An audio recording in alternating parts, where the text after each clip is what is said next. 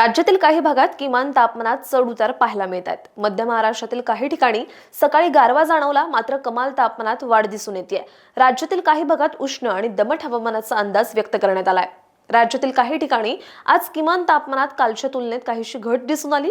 काही भागात सकाळी हवेतील गारवा वाढलेला होता. मध्य महाराष्ट्रातील काही भागात किमान तापमान कमी झालं होतं. निफाड येथील गहू संशोधन केंद्रात राज्यातील सर्वात कमी 9 अंश सेल्सिअस तापमानाची नोंद झाली होती. तर सोलापूर येथे राज्यातील सर्वाधिक 36.9 अंश सेल्सिअस तापमान नोंदवले गेले.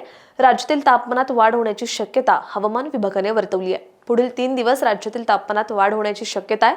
कोकणात उष्ण आणि दमट हवामानाचा अंदाज आहे. रत्नागिरी, रायगड, मुंबई, ठाणे आणि पालघर जिल्ह्यात बुधवारी उष्ण आणि दमट हवामानाचा अंदाज देण्यात आलाय. अशाच हवामान अपडेटसाठी अॅग्रोवनला सबस्क्राईब आणि फॉलो करायला विसरू नका.